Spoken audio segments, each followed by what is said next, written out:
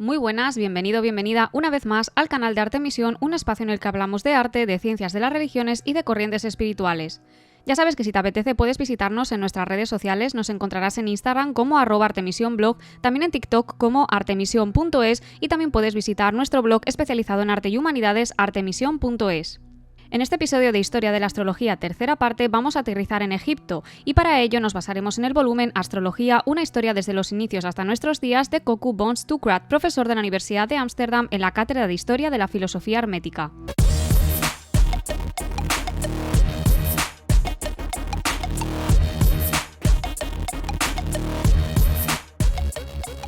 Egipto, lugar de magia y ciencias ocultas.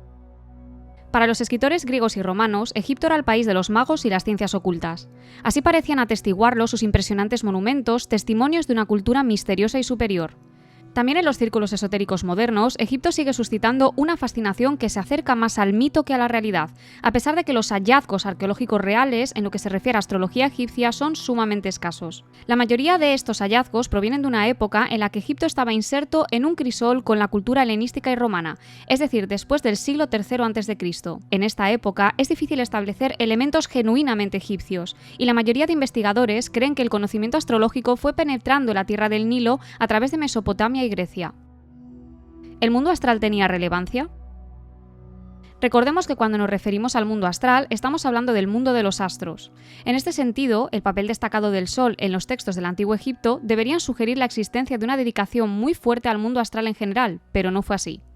Para los egipcios, el Sol era una divinidad venerada que ayudaba en el viaje hacia el mundo de ultratumba y el más allá, pero son pocas las veces que se han encontrado representaciones del cielo estrellado. Sin embargo, existen algunas excepciones muy llamativas, como por ejemplo el llamado techo astronómico, hallado en la tumba de Senenmut, hombre de confianza de la reina Hatshepsut, en el que aparecen representados los meses y constelaciones más importantes. Y es que en este fascinante mundo faraónico parece que falta la fe en una influencia de los planetas y sus constelaciones.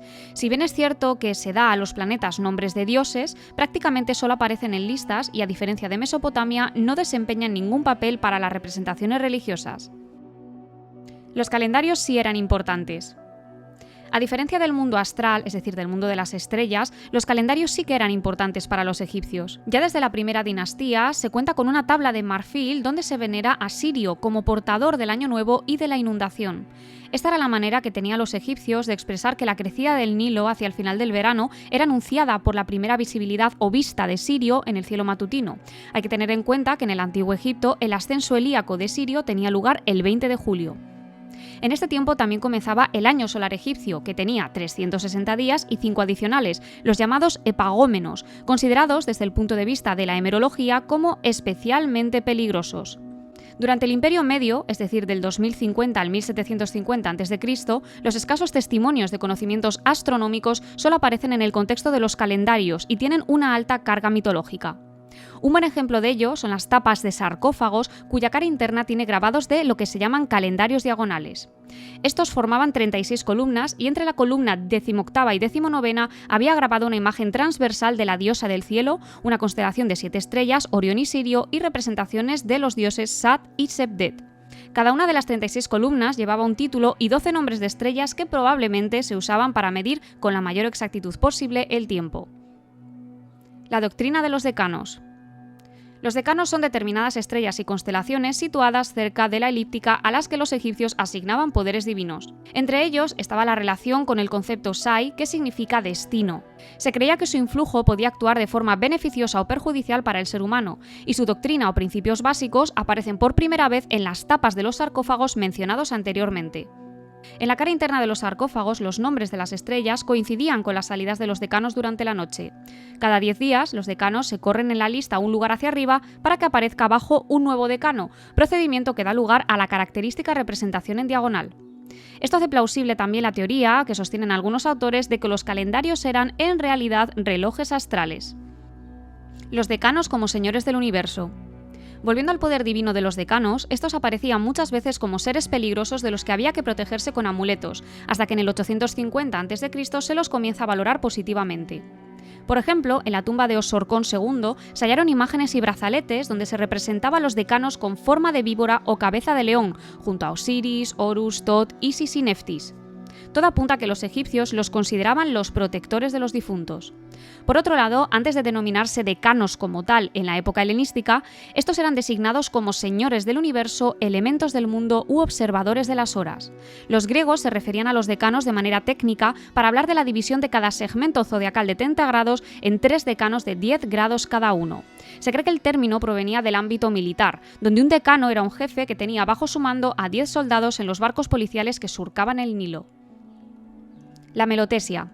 La doctrina egipcia de los decanos se asoció con tradiciones griegas en el texto apócrifo judío conocido como Testamento de Salomón.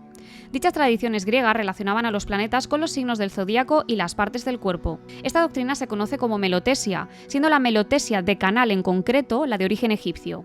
Con el tiempo, esta se fusionaría con la doctrina hermética durante la época grecorromana, cuando se estableció una relación entre los decanos y diferentes minerales y metales, tendiendo de esta manera un puente muy importante entre la astrología y la alquimia.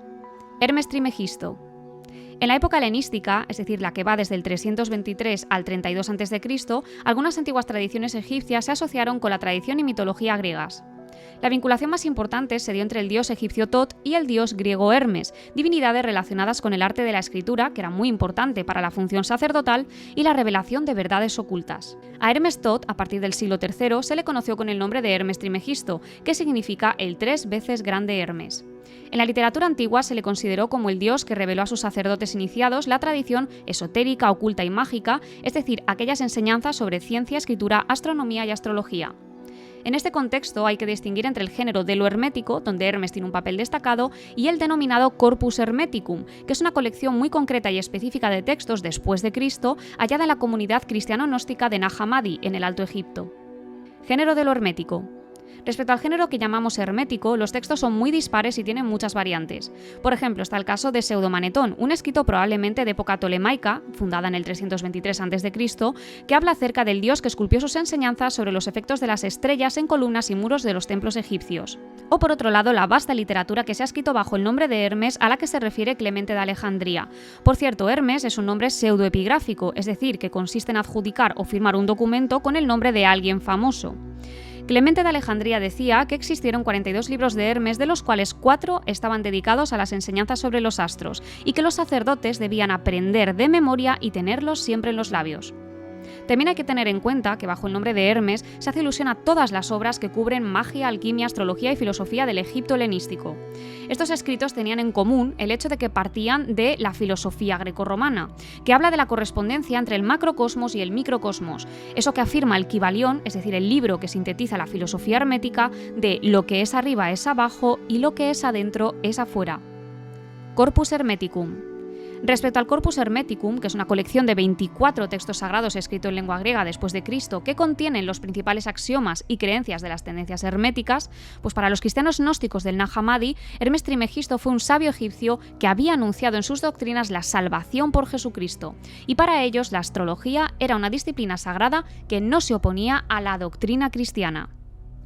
¿Te ha gustado este nuevo capítulo sobre la historia de la astrología? Déjame tu opinión constructiva en la caja de comentarios y te recuerdo que nos puedes visitar en nuestras redes sociales. Nos encontrarás en Instagram como @artemisionblog, también en TikTok como artemision.es y te invito a que visites nuestro blog especializado en artes, ciencias de las religiones y humanidades titulado artemision.es. Espero que te haya gustado mucho este episodio y nos vemos en el siguiente para seguir recorriendo otro capítulo más de la historia. ¡Chao!